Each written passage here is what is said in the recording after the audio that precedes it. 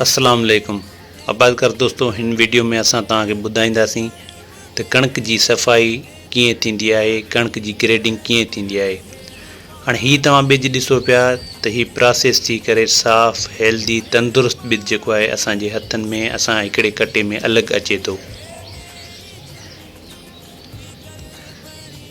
हिन पोर्शन में भगल टुटल सन्हा दाणा कुझु कचिरो इन पोर्शन में ईंदो आहे।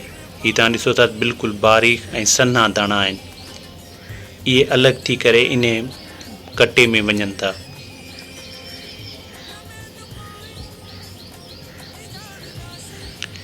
हिते हिन पोर्शन में जेके कुझु दाणा रहिजी था वञनि उहे या कुझु कचिरो रहिजी थो वञे इन पोर्शन में ईंदा आहिनि।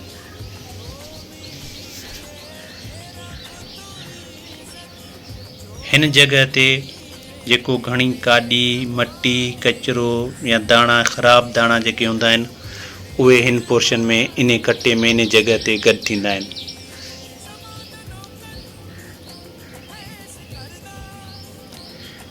ही उहा जॻह आहे जिते असां कणिक जो स्टोरेज थियल ॿिज विझंदा आहियूं।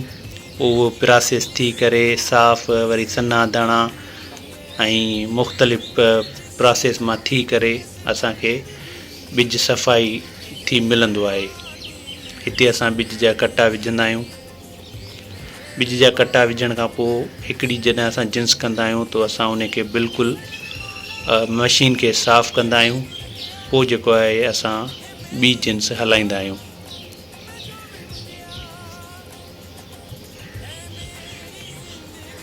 हाणे जेको बि कणिक जे ॿिज मां असांजो वेस्टेज निकितो आहे, हीअ तव्हांजे साम्हूं आहे। हिन में ॾिसो केॾी काॾी आहे, मिटी आहे। हीअ पोर्शन अलॻि थी करे हिते पहुतो आहे। हीअ बि वेस्टेज आहे, हिन में बि काॾी ऐं माना किचिरो आहे। असांजी कोशिशि हूंदी आहे त कणिक जे ॿिज में कंहिं बि क़िस्म जो कचिरो न हुजे। हाणे हीअ असांजो साफ़ु ॿिज आहे, हिन में तव्हां ॾिसो त कंहिं बि क़िस्म जो कचिरो या मटी का शइ ॾिसण में कोन थी अचे। जेकॾहिं का मटी कचिरो रहिजी वेंदो आहे त असांजी कोशिशि हूंदी आहे त वरी उनखे ग्रेडिंग करे साफ़ु कयूं। तव्हांखे वीडियो पसंदि अचे त असांजे पेज खे लाइक कयो, शेयर कयो, फॉलो कयो ऐं अहिड़ी इंफॉर्मेशन हासिलु कंदा रहो। Thank you so much.